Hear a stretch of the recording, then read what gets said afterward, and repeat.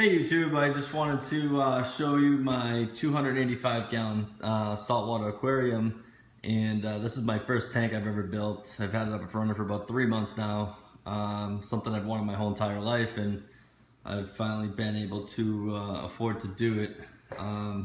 So I wanted to show some of the equipment that I have, what I have set up, and maybe get some opinions and some comments on how I can make it better and what I could do to make it better.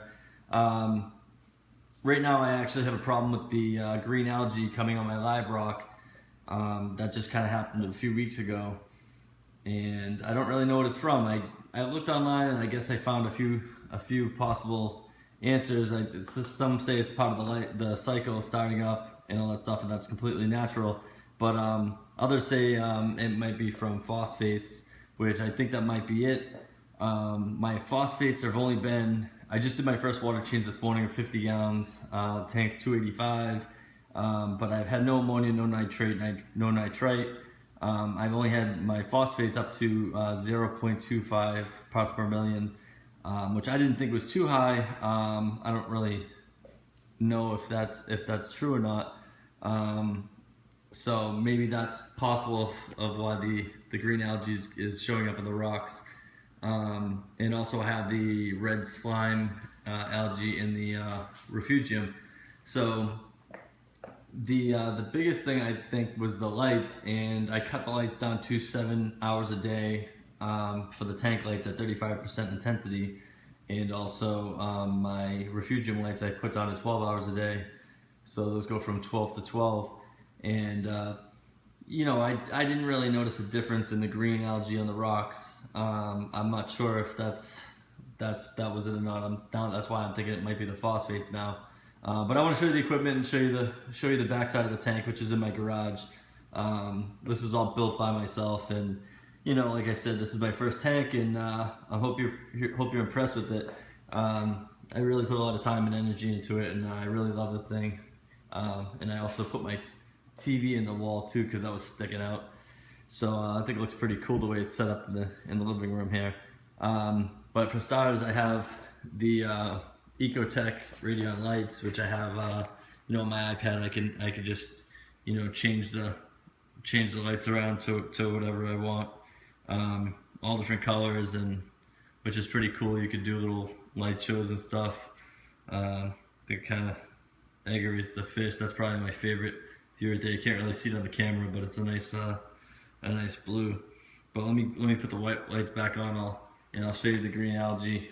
Right now I only have 3 clownfish. I actually had 4. One got caught in the overflow and got stuck on the ball valve, and he ended up dying. I didn't know where he was for a day, and by the time I found him, he was dead. So that was unfortunate. I also have a dotty back and another little fish in there somewhere. I don't know what he is. He's a bigger fish, but he likes to hide behind the rocks. This is my clownfish. They like to, it's nighttime right now, so they always like to sleep up there. It's kind of weird. But I have three little frags, and they were doing all right. There's one frag there. Actually, I got 4 frags. There's one there. I have one there in the middle there, and over there I get the green algae coming on my rocks as well. I mean, the sand bed as well. But these corals are seeming like they've been doing all right. The calcium's at 480, which has been pretty consistent. I haven't even added any calcium to the tank.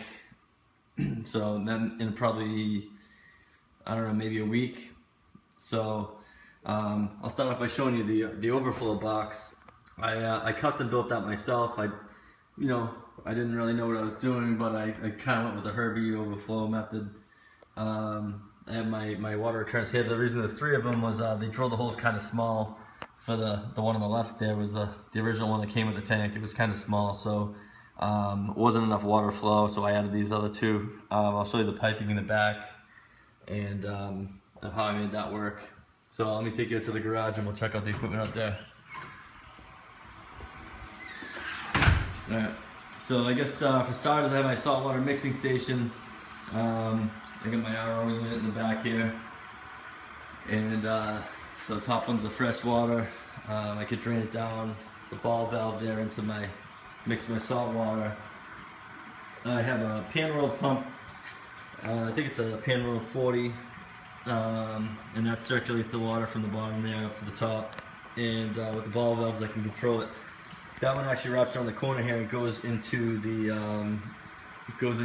back to the tank. So when I want to put the salt water back in the tank, I can just open that valve and it pumps it right in when I do my water changes, which I'm also going to get another one to run simultaneously and check the to be on a timer. So when one goes off, the other will go off, and one will drain into this drain over here, and hopefully I'll have them balanced out with the ball valves to run the same amount, or if not pretty close. So my water changes will happen when I'm not even here, as long as I make sure that there's salt water in this trash can. So I built this equipment board here, and this houses all my equipment. I figured it was a little better than putting it underneath the tank.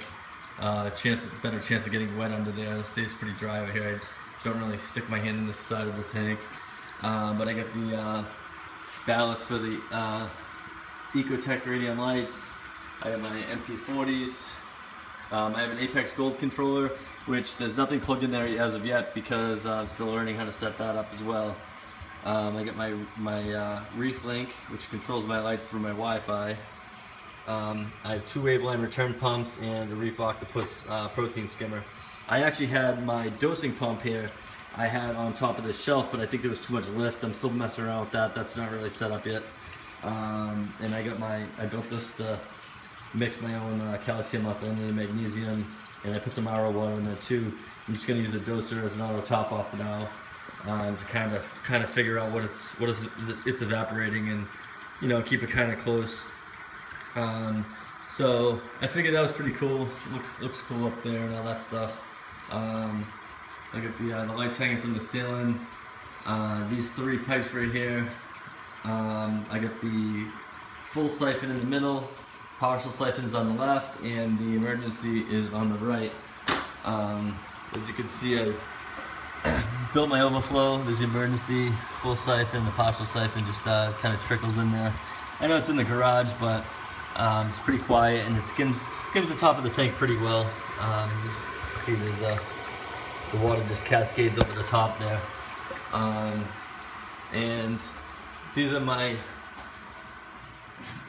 return pumps, and they go across the back here.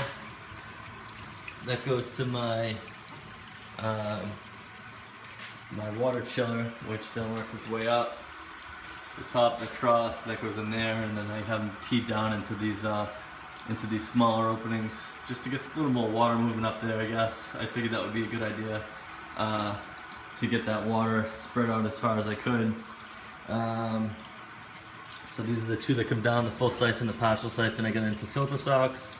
Don't mind the messy hoses here. These are for my dosing pump, which I'm still working on, like I said.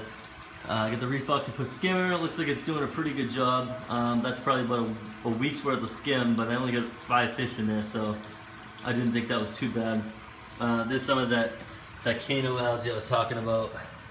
Comes in there. I have a little hermit crab in there, but that comes and goes. It's usually worse in the morning when after the light's been on all night.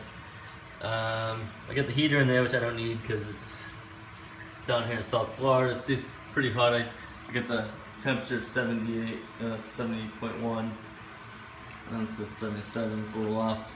And then these two return pumps are tied together, and they just I guess as a backup.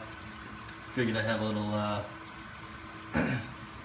backup just in case something happens, in case one of them breaks, and I won't get a thing. The good thing about the system, it's actually foolproof. I got this emergency here, so I can see if one of those 2 lines back up. This one's out of the water a little bit, so I can hear it, and I'll know to check something if I hear the water. And like I said, it is pretty quiet. It's not really loud at all, even though it is in the garage. But I just still didn't want a loud noise. What else? We got the and also there's enough room in this system where I'm not going to have any reverse flow. There's not going to be any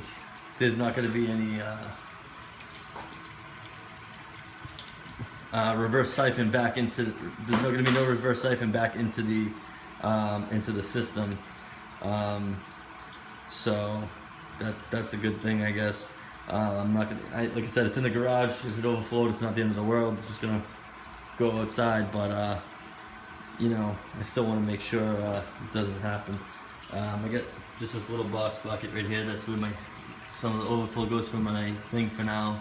I'm gonna probably get a nicer, cleaner bucket for that at some point. You know, I'm still learning the way of the hobby, and trying to figure everything out and figure out exactly what to do, and hopefully I can figure it out.